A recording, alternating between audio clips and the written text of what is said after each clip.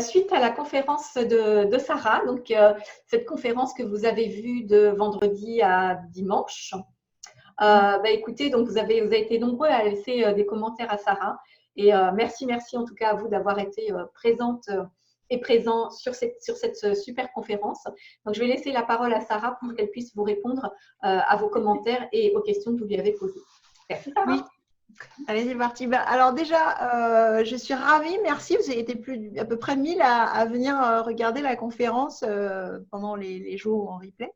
Donc, merci beaucoup. Des tas de commentaires, des tas de réponses et de mots, de remerciements, de choses incroyables. Vous avez souligné que ça vous apportait du soulagement, que c'était efficace, que ça vous a permis aussi de vraiment vous rendre compte de certaines choses, etc. Et que l'exercice de la montgolfière vous a aussi beaucoup apporté. Il y en a beaucoup qui ont souligné, m'ont remercié pour mon énergie. Je vous en envoie encore une petite salve. Et puis aussi pour mon action auprès des profs et des parents, ça me va droit au cœur parce que c'est vrai que c'est quelque chose d'important pour moi. Je ne vais pas vous mentir, hein, j'ai dû faire à peu près l'équivalent de 3 burn-out pendant toutes ces années. Mais et je ne voulais pas lâcher ça parce que pour moi, c'est trop important d'être capable que l'école, elle remplisse son contrat, d'aider nos enfants, de les mettre sur les rails, de les épanouir, de leur apporter ce dont ils ont besoin. Et pour ça, on a besoin de tout le monde, des parents, des profs, de la société aussi, un autre regard sur l'école qui est en train de se dépoussiérer. Donc voilà. Et ça, c'est la première chose que je voulais vous dire.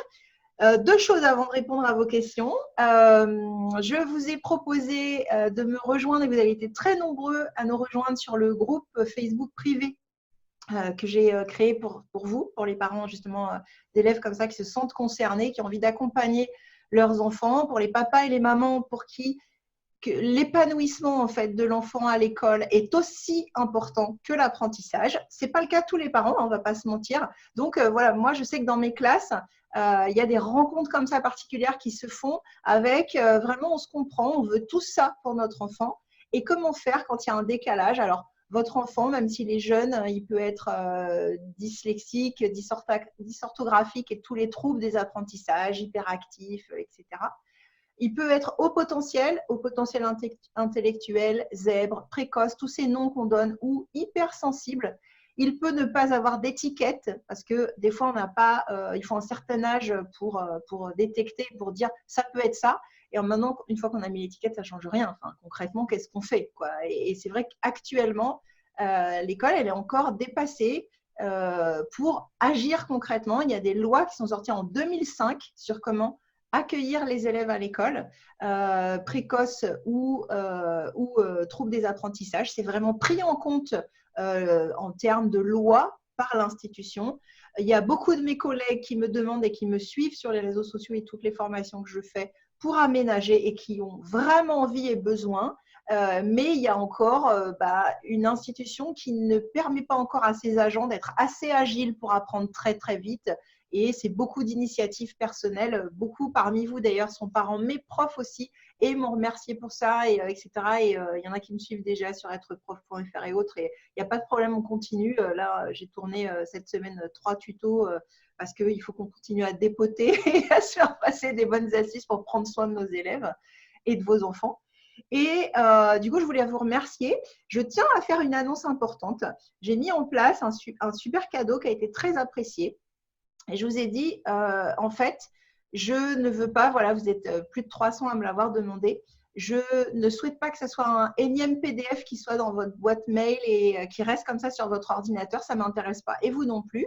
Donc, c'est un vrai accompagnement, c'est un vrai coaching que je vous propose. Et en fait, je vous donne les 10 clés pour éduquer la concentration de votre enfant, pour favoriser sa réussite et son épanouissement à l'école. Et c'est un programme comme ça sur 10 semaines. Et je l'offre, voilà, à l'occasion du sommet, je l'offrirai une fois. Après, ce sera un programme qui est payant. Là, je l'offre, je le construis avec vous, j'interagis. Je vous accueille sur le groupe. Je réponds à vos autres questions. À chaque clé, on avance ensemble, une clé, une semaine. Et en fin de semaine, je vous fais un petit live avec tout ce qui est ressorti, toutes vos questions, tout ce que vous pouvez faire par rapport à ce premier point. Et on avance clé par clé. Donc, c'est un super programme. rejoignez-nous. Je vous laisse à peu près jusqu'à la fin de la semaine prochaine, la fin du sommet. Et après, je vous accueillerai plus, pas parce que je veux pas, c'est juste que je veux une communauté à taille humaine qui soit très active. Je veux répondre, je m'implique, je lis vos messages, etc. Et après, je ne pourrai pas. Donc, je ne sais pas quand je vous ouvrirai les portes. Donc, profitez-en. Si vous voyez ce message, rejoignez-nous. C'est encore ouvert. Après, je ferme les portes parce qu'après, soit je retourne en classe, soit je suis à fond dans les formations pour les profs et je ne pourrai pas gérer si on est 200, 2000, etc. Donc, je veux une petite communauté. Voilà, c'était l'occasion pour le sommet de vous accueillir. Donc, je vous accueille encore. Profitez-en, les portes sont encore ouvertes. Voilà, le coaching et l'accompagnement sur les 10 semaines, etc. est encore ouvert. Après, c'est une formation que je proposerai bien sûr, mais voilà, moi, il faut aussi que je vive de mes activités, comme vous comprendrez bien, parce que ça fait déjà 18 ans que je fais beaucoup de bénévolat au sein de l'éducation nationale. Et voilà, donc ça, c'était les 2 annonces par rapport à vos retours. Et maintenant, je vais vous parler, vous avez parlé surtout de 4, vos questions, elles tournent autour surtout de 4 points.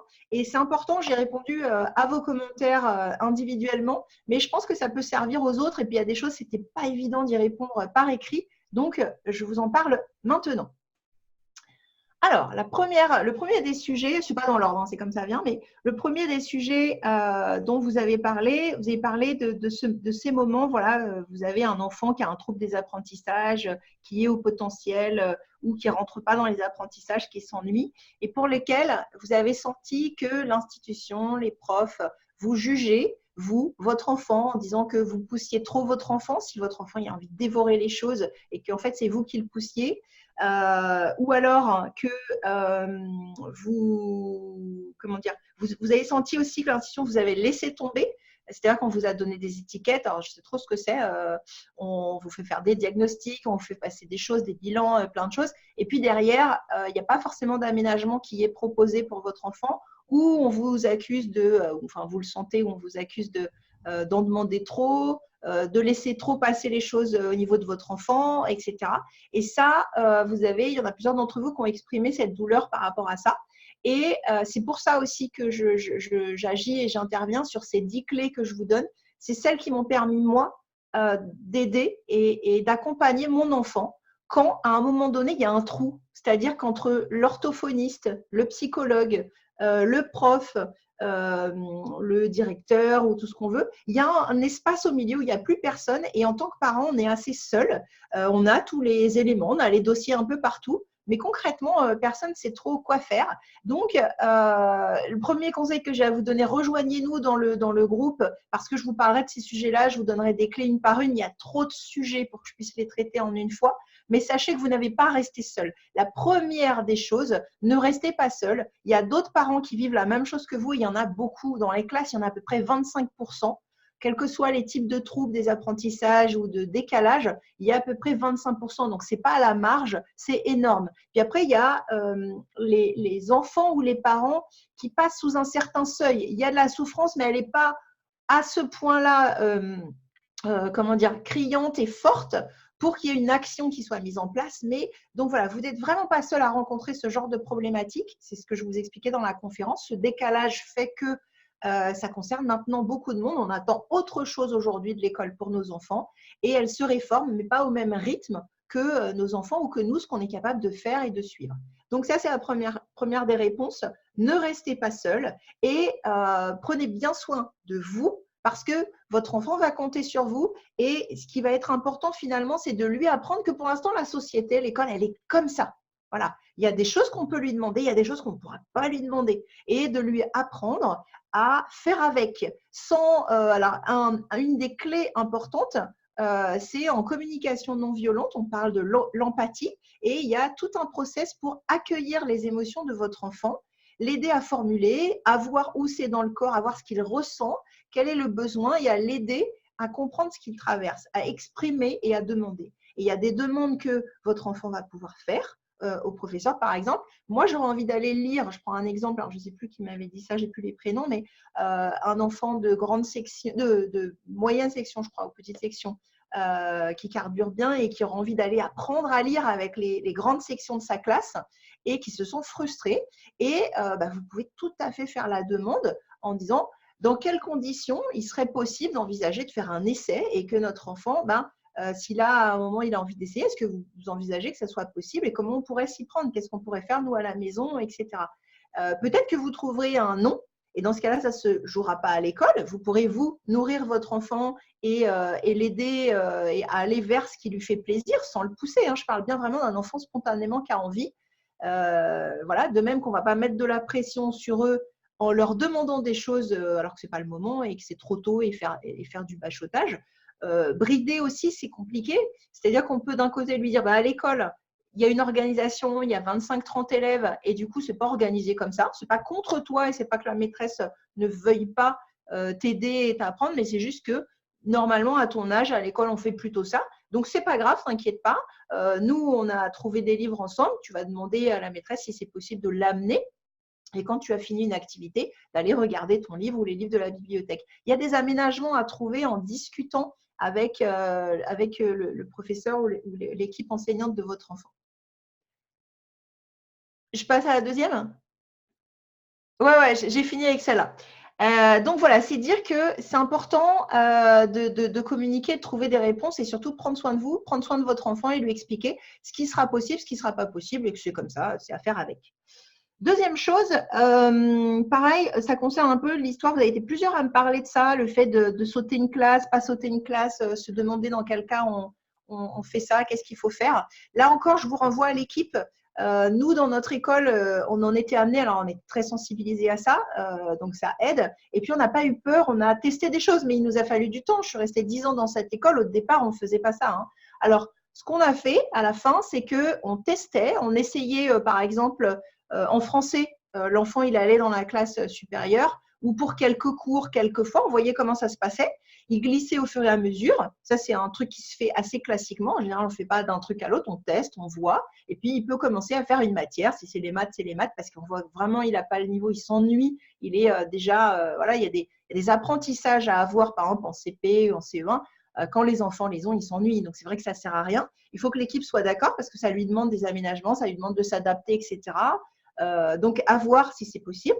Et la deuxième chose, c'est aussi possible, alors ça, c'est vraiment, ça demande de la souplesse, mais il y a beaucoup de mes collègues qui sont capables de faire ça.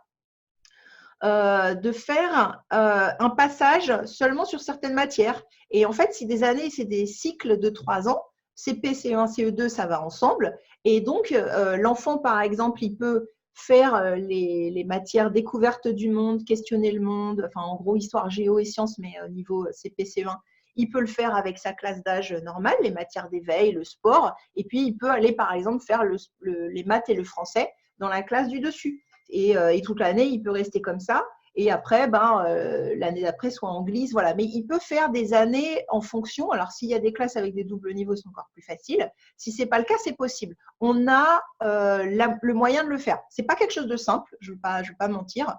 Ça demande des aménagements, des gestions un peu particulières. Donc, ce n'est pas forcément quelque chose de simple. À discuter avec vos professeurs. En tout cas, essayez d'être en bonne intelligence avec eux. Et je vous dis, il y a une chose qui est difficile aussi. C'est que les profs aussi vont se sentir jugés, vont se dire mais là on nous demande ça, on nous pousse parce que nous avons aussi des parents d'élèves qui veulent déjà que leur enfant y gagne 1 an ou 2 sur leur scolarité, qui passe son bac avant et qui essayent de pousser dans certains quartiers à ce que les enfants sautent de classe. Et donc c'est normal aussi que des profs posent et disent non, ton père, l'idée c'est pas forcément toujours de faire sauter des classes. Donc il y a les deux. En tout cas, discutez-en, essayez de trouver une solution sur mesure en fonction des vrais besoins de votre enfant. Autre chose que vous avez abordé comme question importante, quand le papa et la maman ne voient pas du tout les choses de la même manière. Alors ça, c'est compliqué, avec l'un qui pousse et qui met la pression pour recopier des mots, pour apprendre à lire de manière un peu scolaire à l'ancienne, et l'autre qui est plutôt pour écouter le rythme de son enfant, faire confiance, exiger mais sans pressuriser. Il y a deux manières complètement opposées et ce n'est pas simple que vous soyez ensemble ou que vous soyez séparés d'ailleurs. Donc du coup, moi ce que j'ai envie de dire, c'est que dans ces cas-là, forcément, il y a beaucoup de sujets à propos de votre enfant. Il n'y aura pas que l'école dans lesquels, quand les conceptions et les histoires personnelles sont très différentes, c'est compliqué à concilier. Première chose, la montgolfière. Simplement, si votre partenaire n'a pas envie, il ne le fera pas. Et ce n'est pas grave. Commencez par vous. Si vous changez, si vous trouvez des manières d'aborder, si vous avez des façons de faire les devoirs qui marchent mieux, votre enfant, il ne se met pas en crise, c'est fini plus vite, les devoirs sont plus efficaces, il y a le sourire. Au bout d'un moment, votre partenaire va dire bah, c'est vrai que finalement, ça marche son truc, je vais plutôt prendre ça. Et il faudra y aller en douceur. Essayez pas de changer l'autre, essayez pas de transformer. C'est le meilleur moyen pour qu'il y ait un rejet total si la personne ne voit pas les choses de la même manière. Et voilà, essayez d'apporter par le résultat et par l'inspiration. C'est ce qui marche le mieux. Quand on essaye de changer, les gens, ça ne marche pas. Ils se sentent pris à défaut. Il y a des histoires personnelles qui se jouent. Peut-être pas avoir fait des études poussées, être frustré, se sentir pas à la hauteur et projeter ça sur son enfant, vouloir l'aider, qu'il fasse pas les mêmes erreurs. Hein. C'est vraiment l'exercice de la montgolfière qui aide pour ça. Si vous êtes c'est quelque chose que vous sentez que votre partenaire peut entendre, bah, vous pouvez lui passer la conférence, lui passer voilà, l'atelier où il y a des moyens concrets d'être dans la rigueur et dans les vrais leviers d'apprentissage. C'est pas tellement seulement c'est ludique et c'est fun en vrai, hein, c'est surtout on est dans les vrais leviers d'apprentissage et ça prend moins de temps et c'est plus efficace. Vous serez plutôt sur des arguments comme ça que ludiques parce que ça ne va pas rassurer. Ça veut dire qu'ici, le papa ou la maman est inquiet, il ne veut pas que son enfant rate ses études, donc ce n'est pas lui dire mais il va jouer qui va le rassurer. Donc soyez plutôt sur des arguments en termes de performance, d'efficacité et de rapidité en termes de temps. Et puis, dernière chose aussi, vous avez parlé de quand vous faites l'instruction à la maison et que vous en avez plusieurs, etc. Ces clés-là que je vous donne, les 10 clés, elles sont fondamentales parce que en fait, c'est comment créer un rapport, une relation à l'apprentissage, au travail, à l'adulte qui soit écologique pour tout le monde. C'est-à-dire, c'est qu'est-ce qui permet le plus rapidement de réussir, d'éviter les exercices à l'ancienne, des exercices de grammaire, de conjugaison automatique genre bled, j'en fais dans ma classe, j'en fais aussi, mais à un moment précis. C'est surtout pas, je commence pas par ça, c'est pas ça qui fait apprendre. Il faut avoir fait découvrir, il faut avoir compris, il faut avoir construit soi-même la leçon. Après, on s'entraîne pour retenir. Et à des moments, c'est sous forme comme ça, sous forme de jeu ou de bled, mais c'est la même chose, c'est un habillage et c'est une répétition. Mais la répétition, c'est pas ça qui fait apprendre, c'est quand elle est placée au bon moment. Donc, surtout quand vous faites l'école à la maison, le gros problème, c'est que très, très souvent, ce que vous allez trouver, c'est des manuels qui reprennent à l'ancienne, que moi, je jette ou j'évite ou j'utilise autrement en classe et que tous les profs innovants et qui font des choses comme ça utilisent autrement en classe. Et donc, les éditeurs là-dessus, ils ont toujours, ils nous proposent pas ça. C'est d'ailleurs pour ça que demain j'ai un rendez-vous. D'ailleurs, moi je travaille en ce moment avec un éditeur pour créer ce genre de manuel qui permet de tenir compte voilà, du côté inclusif quand on a plusieurs âges à la maison, parce que dans l'école c'est pareil, on n'a jamais deux élèves qui apprennent pareil. Donc attention quand vous faites l'instruction en famille. J'ai souvent vu dans les blogs et autres où vous pétez un câble, vous en pouvez plus. Vous êtes finalement plus royaliste que le roi par rapport à des méthodes qui ne sont pas forcément adaptées pour votre enfant. Et pensez à quand on fait aimer les légumes, on n'est pas là que pour faire mumuse à la maison. Hein. L'apprentissage, ce n'est pas faire mumuse. Je veux bien qu'on comprenne ça. C'est être rigoureusement en train de créer des activités cérébrales, mentales dans la tête des enfants, en train de construire les savoirs. Alors, il se trouve qu'en plus, c'est kiffant et que ça fait plaisir. Voilà. Mais au départ, on cherche vraiment à l'efficacité et donc remettez en cause, posez bien à plat quand vous faites l'instruction à la maison. Est-ce que ce manuel va m'aider? Qu'est-ce qu'il me permet de faire? Est-ce que je peux m'y prendre autrement pour avoir le même résultat? Donc voilà, ça c'est les 4 grands trucs qui sont ressortis des différentes questions. Après, sinon, je vous ai répondu individuellement quand vous aviez des questions très précises pour votre enfant. Voilà, comment valoriser votre enfant, faire confiance, etc. Ça, c'est des questions, c'est difficile à répondre en 2 secondes. Hein. Pensez à valoriser ses réussites, pensez au progrès. Le progrès, c'est-à-dire, c'est pas juste la note et c'est pas juste, je pensais par exemple, oui, pour les comportements, ah ouais, ça c'est important, de pas criser. Il y a beaucoup de mes collègues, je l'ai fait aussi. Hein. Aujourd'hui, je le fais autrement, je le fais plus parce que il y a aussi des inconvénients. Sur les contrats de comportement, la météo du comportement, les feux verts, etc., les petits nuages, les petits smileys où on dit cette semaine, tu es bien comporté, etc. Il faut comprendre que nous, quand on gère une trentaine d'enfants, c'est compliqué. Est-ce qu'ils soient concentrés, sages, etc. Ça, c'est un moyen qui peut paraître, qui est beaucoup utilisé dans les classes. Mais il faut remettre du sens à tout ça. L'idée, c'est d'aider l'enfant à grandir. Voilà, comment discipline positive. Moi, je suis formée aussi à la discipline positive. Edna vous en a parlé, Naguchia dedans. L'idée, c'est quel est le comportement qui manque. On est dans de l'éducatif. On n'est pas là pour pointer et dire c'est pas bien. C'est pour ça que ça se renouvelle chaque semaine. Dire cette semaine, et vous, comment vous pouvez accueillir votre enfant qui rentre avec son cahier et avec sa météo du comportement. Vous pouvez lui dire, lui demander déjà, le responsabiliser. Pas être dans le flicage, viens, on va voir ensemble ce que tu as fait, c'est la maîtresse qui va me le dire. Non, c'est votre enfant qui vient et qui vous dit, ben voilà, moi cette semaine, j'en suis là. Et qu'il soit fier, c'est-à-dire se dire, on ne peut pas être à 100% tout le temps, on ne peut pas être au top tout le temps, c'est pas vrai, mais est-ce que tu as fait de ton mieux? Bon, bah déjà, c'est moins culpabilisant parce qu'il n'a pas tout le temps vert peut-être. Et après, c'est ah bon, alors qu'est-ce qui s'est passé? Parce que l'enjeu, c'est il faut que la classe, elle tourne pour tout le monde. Qu'est-ce qui, dans ce que tu as fait, t'empêche toi de travailler mieux ou à gêner le déroulement de la classe? Il faut redonner du sens à ces codes. C'est pas juste t'es bien, t'es pas bien, c'est mal. Il faut sortir de ça, il faut être plus factuel et que l'enfant se rende compte. Parce que moi, quand je fais ça, je demande, on fait mon comportement d'après moi, l'élève, et d'après la maîtresse. Et on a les deux versions. Et c'est très important le décalage parce qu'il faut qu'ils s'auto-évaluent. On ne fait pas ça pour chaque fois que ça vienne de l'extérieur. L'important, c'est qu'eux-mêmes se rendent compte. Et pour pouvoir progresser, c'est commencer à se rendre compte. Et moi, j'ai des élèves qui font n'importe quoi et qui me mettent « Oh, c'est bon, c'est vert, ça s'est bien passé », comme si en termes de pensée magique, ils n'allaient pas assumer le comportement. Donc, c'est un moment important de dire, tu vois, on a un grand décalage. Comment ça se fait que tu puisses considérer que ça s'est bien passé quand là, tu t'es levé là, en gros, tu es monté sur la table. Bon, j'exagère un peu, mais quand même, là, tu es monté sur la table, là, tu as insulté un tel, etc. Et tu penses que dans une classe, c'était un comportement agréable et qui permettait tous les apprentissages. Ben non.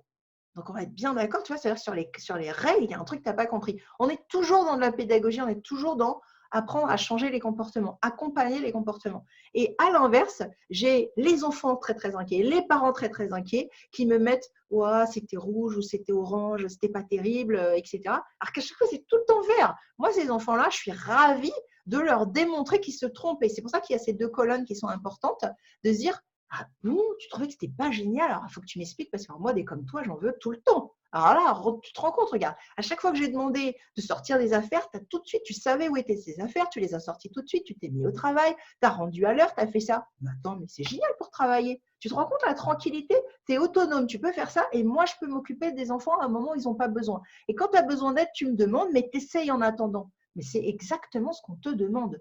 Et du coup, ça fait que ça tourne bien. Tu vois, vous êtes nombreux. Moi, je dois me partager entre vous tous. Et ben, toi, tu fais ton job. C'est génial. Et donc, il faut valoriser ça et redonner du sens. Et il y a une maman qui me disait que grâce à l'exercice de la montgolfière, elle s'était rendue compte qu'elle était stressée comme si elle, c'était une mauvaise maman et une mauvaise élève et qu'elle n'avait pas bien fait son boulot si son enfant n'avait pas vert. Et du coup, elle lui mettait cette pression-là. Et que maintenant, elle va faire attention à ça. Elle va essayer de s'en rendre compte et de vraiment garder ce système tel qu'il est. C'est de l'auto-évaluation, rien n'est définitif.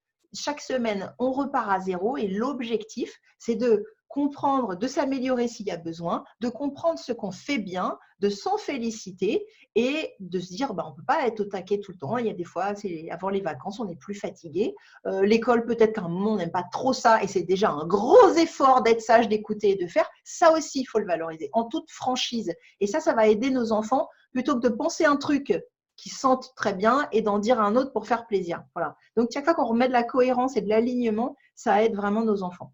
Donc, voilà, c'est les réponses en gros que je voulais vous donner par rapport à tout ce que vous m'avez demandé. Important aussi, suite à la conférence, je vous en avais parlé, je vous ai préparé un atelier qui est dans le coffret, qui est spécialement dans le coffret Sommet Petite Enfance, qui est vraiment réservé à ceux qui vont prendre le coffret. Cet atelier, je vais vous montrer un petit peu ce que c'est et je vais vous dire de quoi il s'agit. Parce que c'est très important, vous avez été nombreux à me demander des choses concrètes. Dans la conférence, vous avez bien compris comment aider votre enfant, comment voir les choses différemment, mais concrètement, quand il revient avec ses devoirs et ses trucs, qu'est-ce qu'on fait? Et justement, ça, c'est dans l'atelier. Je vous ai préparé un compte qui est interactif, que vous allez compléter avec votre enfant. Et l'idée derrière, j'ai construit ce compte de manière à ce que vous puissiez travailler la lecture le soir quand il a des syllabes à lire, des mots, et que c'est un peu rébarbatif, il a du mal à se mettre au travail, il le fait un peu, il le bâcle et il en a marre. Et vous avez envie de soutenir la lecture. C'est valable donc pour les élèves qui sont en CP. C'est valable aussi si vous avez un enfant en CE1, CE2 il n'aime pas trop lire et il a besoin de s'entraîner en termes de rapidité de lecture. Et puis, lire, c'est pas trop son truc. Donc ça aussi, dans l'atelier, je vous donne aussi plein d'astuces pour l'aider à aimer lire et ne pas le dégoûter de la lecture. Vous allez tout essayer. En général, les parents souvent me disent il n'y a pas moyen, il ne veut jamais lire, ou alors que des BD, etc. Donc, je vous parle de tout ça. Comment on fait en sorte que son enfant aime lire, que ça se passe bien pour lui à l'école, que toutes les consignes, parce que tous les jours, il y a 1000 consignes à lire dans toutes les matières, et donc on se sert énormément de la lecture, et après, on ne le regarde même plus. Il faut savoir lire pour réussir à l'école. Il faut savoir bien faire du sens entre les informations, etc. Donc, c'est quelque chose qui prend beaucoup de place à l'école. Et dans l'atelier, je vous donne plein d'atouts, plein de tips pour pouvoir l'aider et l'accompagner au quotidien. Grâce à ça, il va être fier. Il va pouvoir être fier de lui, il va pouvoir être plus confiant aussi. Et puis, vous allez pouvoir préserver sa curiosité, le réconcilier avec l'école s'il n'aimait pas ça. Et vous allez pouvoir faire des super séances à côté qui vont lui servir à l'école, qui vont développer les compétences dont on a besoin, mais qui du coup ne ressembleront pas à de l'école et qui font que même si vous avez un enfant qui s'ennuie, qui n'aime pas ça, qui ne voit pas trop l'intérêt, ben là, vous allez rattraper le truc et vous allez développer à la fois votre complicité, parce que c'est vraiment très fun à faire ensemble, et à la fois sa curiosité naturelle, vous allez lui redonner un petit élan. Donc tout ça, c'est dans le coffret. Le coffret, je vous rappelle, si vous retrouvez en illimité, vous pouvez regarder les 16 conférences que vous avez pu voir là pendant 24-48 heures qui étaient complètement offertes. Donc là, vous pouvez les regarder à l'heure que vous voulez, au rythme que vous voulez. Ce n'est pas tout. Vous avez donc cet atelier dont je vous ai parlé, mais surtout chaque conférencier a préparé un atelier concret pour pouvoir vous aider à mettre en place ce qui a été expliqué dans la conférence. Et puis, vous avez aussi des super cadeaux et bonus. Il y a une formation qui est offerte. Voilà. Donc, allez voir surtout sur la page, on vous la remet en dessous, le coffret Zen, petite enfance zen et nature. Surtout que vous pouvez le payer en plusieurs fois et qu'il y a un prix exceptionnel pendant la durée du sommet. Donc, profitez-en. Il y en a qui en ont déjà profité. Il y avait un prix très avantageux avant le démarrage du sommet. Il y a encore vraiment des bonnes occasions à faire ici maintenant pendant le sommet. Et puis après, bien sûr, ne vous inquiétez pas, vous pouvez aussi le prendre. Ce sera un peu moins avantageux, mais il sera toujours disponible par la suite. Voilà. Donc, je vous encourage. Et puis, moi, je vous dis à très bientôt sur mon groupe ou ailleurs. Et si vous avez encore des questions auxquelles je n'ai pas répondu, ça sera avec grand plaisir. Ok, bah merci à toi, Sarah. Merci d'avoir répondu suite à ta conférence, en tout cas. Ouais, c'était avec plaisir. En tout cas, et puis merci, je vous dis, pour vos retours, pour tout, hein, sur toutes les conférences et tout. Ça fait plaisir parce qu'on le fait pour ça, quoi. Hein. On a envie de vous apporter ce qui nous a aidés pour nos enfants ou pour les gens autour de nous. Donc, c'est top, quoi. Merci Fabienne d'organiser ça. Bye bye, merci.